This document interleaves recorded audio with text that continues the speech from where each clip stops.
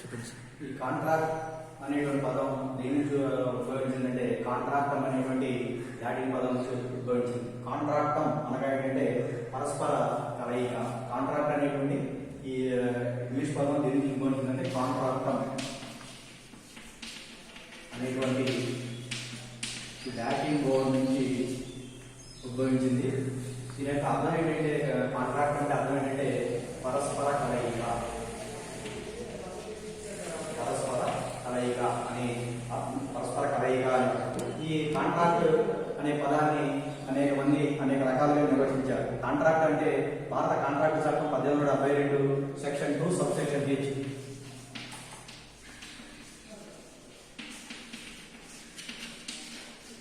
భారత కాంట్రాక్ట్ చట్టం 1872 section 2 sub section H.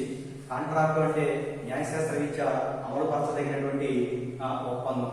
Contract అంటే భారత కాంట్రాక్ట్ చట్టం 1872 సెక్షన్ 2 సబ్ సెక్షన్ H ప్రకారం కాంట్రాక్ట్ అంటే ఏమని నిర్వచించిందంటే న్యాయశాస్త్ర రీత్యా అమలు జరగదగినటువంటి ఒప్పందాన్ని కాంట్రాక్ట్ అని చెప్పి నిర్వచించింది.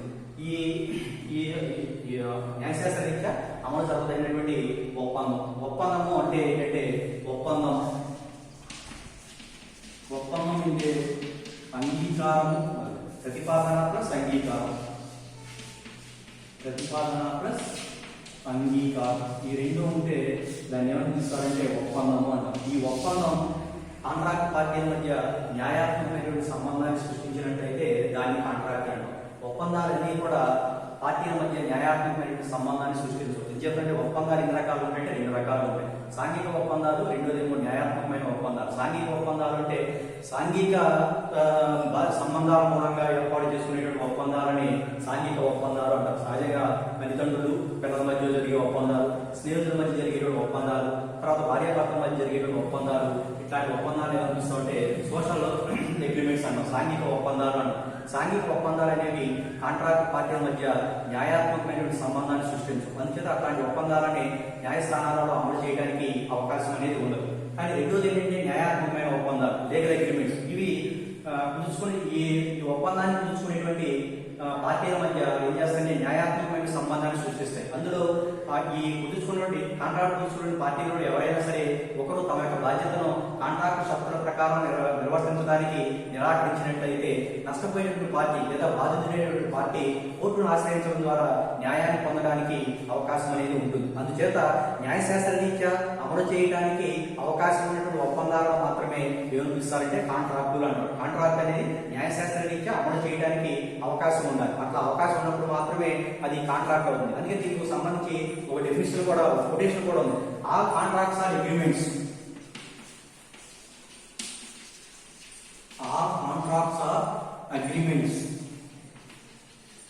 All contracts are agreements, but all agreements are not contracts. All contracts are agreements, but all agreements are not contracts. అనే మన చెప్పొచ్చు కొటేషన్. ఇందులో ఏముందంటే all agreements are not contracts. అగ్రిమెంట్లన్నీ కాంట్రాక్టులు కావు. ఎందుకంటే అగ్రిమెంట్లో ఎన్ని అనుకున్నాం మనం 2 రకాలు ఉంటాయి అనుకున్నాం. ఏముంటాయి? సాంఘిక ఒప్పందాలు ఉంటాయి, న్యాయాత్మకమైన ఒప్పందాలు ఉంటాయి. ఓన్లీ న్యాయాత్మకమైన ఒప్పందాలు మాత్రమే కాంట్రాక్ట్ అవుతాయి, కానీ సాంఘిక ఒప్పందాలు అనేవి కాంట్రాక్టుగా పరిగణింపబడతాయి. ఎందుకంటే సాంఘిక ఒప్పందాలని న్యాయశాస్త్ర రీత్యా అమలు చేయడానికి అవకాశం అనేది లేదు. కాబట్టి అట్లాంటి ఒప్పందాలు కూర్చుకునేటువంటి పార్టీల మధ్య లీగల్ ఆబ్లిగేషన్ అంటే న్యాయాత్మకమైనటువంటి సంబంధాన్ని సృష్టించవు. అందుచేత వాటి న్యాయస్థానాలలో అమలు చేయడానికి అవకాశం అనేది లేదు. కానీ ఈ ఆల్ కాంట్రాక్ట్స్ ఆర్ అగ్రిమెంట్స్ అంటే కాంట్రాక్టులన్నీ అగ్రిమెంట్లే. ఒక అగ్రిమెంట్ కాంట్రాక్ట్ అయ్యింది అంటే అది కాంట్రాక్ట్ ఒప్పందాన్ని కుదుర్చుకునేటువంటి పార్టీల మధ్య లీగల్ ఆబ్లిగేషన్ క్రియేట్ చేయడం అనేది జరుగుతుంది. అందుచేత వాటిని తప్పనిసరిగా న్యాయశాస్త్ర రీత్యా అమలు చేయడానికి అవకాశం అనేది ఉంటుంది. అందుచేత కాంట్రాక్టు అంటే ఏంటంటే న్యాయశాస్త్ర రీత్యా అమలు చేయడానికి అవకాశం ఉన్న ఒప్పందం అని చెప్పి భారత కాంట్రాక్టు చట్టం 1872 సెక్షన్ 2 సబ్ సెక్షన్ హెచ్లో నిర్వచించడం అనేది జరిగింది. తర్వాత సాల్మన్ అనేటువంటి రచయిత న్యాయశాస్త్రవేత్త ఏమన్నాడంటే పార్టీల మధ్య విద్యుక్త బాధ్యతను సృష్టించి వాటిని నిర్వచించే అగ్రిమెంటే కాంట్రాక్ట్ అన్నాడు. సాల్మన్ అనేటువంటి న్యాయశాస్త్రవేత్త పార్టీల మధ్య విద్యుక్త బాధ్యతను సృష్టించి వాటిని నిర్వచించే అగ్రిమెంటే కాంట్రాక్ట్ అని చెప్పాడు. మరొక రచయిత అంటే పొలాక్ ఏమంటాడంటే న్యాయశాస్త్ర రీత్యా రీత్యా అమలు జరపదగిన ప్రతి అగ్రిమెంట్ కూడా కాంట్రాక్ట్ అన్నాడు. అలాగేమో న్యాయశాస్త్ర రీత్యా అమలు జరపదగిన ప్రతి అగ్రిమెంట్ కాంట్రాక్ట్ అన్నాడు. సాల్మన్ వారు ఏమంటే పార్టీల మధ్య విద్యుత్ బాధ్యతలు సృష్టించి వాటిని నిర్వచించే అగ్రిమెంటే కాంట్రాక్ట్ అంటే. అది కాంట్రాక్ట్ యొక్క నిర్వచనం. కాంట్రాక్ట్ అనే పదం దేని నుంచి పుట్టిందంటే కాంట్రాక్టం అనేటువంటి లాటిన్ పదం నుంచి పుట్టింది. దాని యొక్క అర్థం ఏంటంటే పరస్పర కలయిక. పరస్పర కలయిక అనేది దీని యొక్క అర్థం. ఈ పరస్పర కలయిక అనే అర్థం. ఈ కాంట్రాక్ట్ అనేది కాంట్రాక్ట్ అంటే న్యాయశాస్త్ర రీత్యా అమలు జరపదగినటువంటి ఒప్పందం. ఒప్పందం అంటే ఏంటంటే ప్రతిపాదన ప్లస్ అంగీకారం ఉంటే దాన్ని ఏమనిపిస్తామంటే ఒప్పందం అంటాం. ప్రతిపాదన ప్లస్ అంగీకారం అంటారు. ప్రతిపాదన అంటే ఒక వ్యక్తి ఒక పని చేయడానికి తన సంసిద్ధతను తెలియజేస్తూ ఎదుటి వ్యక్తి యొక్క ఎదుటి వ్యక్తి యొక్క అంగీకారాన్ని తెలుసుకోవడాన్ని ఏమనిపిస్తామంటే ప్రతిపాదన అంటారు. ఒక వ్యక్తి మరొక వ్యక్తితో ఒక పని చేయడానికి తన యొక్క సంసిద్ధతను తెలియజేస్తూ ఎదుటి వ్యక్తి యొక్క అంగీకారాన్ని పొందడానికి చేసేటువంటి ప్రయత్నాన్ని ఏమనిపిస్తుంటే ప్రతిపాదన అంటాం. ప్రతిపాదన అయిన తర్వాత ఎవరిని ఉద్దేశించి అయితే ప్రతిపాదన చేయడం జరిగిందో ఆ వ్యక్తి ఆ ప్రతిపాదనకు తన యొక్క అంగీకారాన్ని తెలియజేసినట్లయితే దానిని స్వీకృతి అంటాం. ప్రతిపాదన ప్లస్ స్వీకృతి ఈ రెండు ఉంటే అవి ఏమవుతుంది అగ్రిమెంట్ ఒప్పందం అవుతుంది. ఇట్లా ఒప్పందం ఈ రెండు ఉన్నంత మాత్రాన ప్రతిపాదన ప్లస్ అంగీకారం రెండు ఉన్నంత మాత్రాన అవి ఏమవుతాయి అంటే కాంట్రాక్ట్ కావు. ఎందుకంటే ఈ ఒప్పందాలు అనేవి రెండు రకాలుగా ఉంటాయి అనుకున్నాం. సాంఘిక ఒప్పందాలు, రెండోదేమో న్యాయాత్మకమైన ఒప్పందాలు. సాంఘిక ఒప్పందాలు పార్టీల మధ్య సాంఘిక సంబంధాన్ని మాత్రమే క్రియేట్ చేస్తాయి. అందుచేత వాటిని న్యాయస్థానాలలో అమలు చేయడానికి అవకాశం అనేది ఉండదు కాబట్టి అవి కాంట్రాక్టులుగా పరిగణింపబడవు.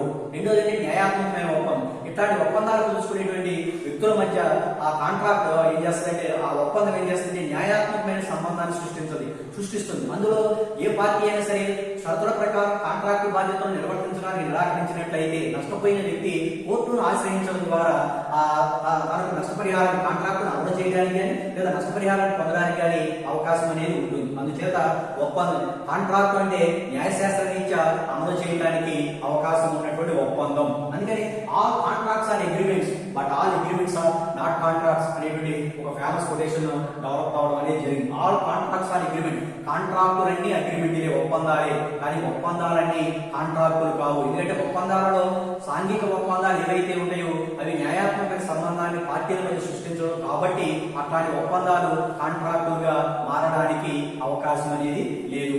ఇక న్యాయశాస్త్ర రీత్యా అమలు జరపదగిన ప్రతి అగ్రిమెంట్ కూడా కాంట్రాక్ట్ అని చెప్పి భారత కాంట్రాక్టు చట్టం 1872 సెక్షన్ 2 సబ్ సెక్షన్ H లో పేర్కొనడం అనేది జరిగింది. అయిపోయిందా? అప్పుడే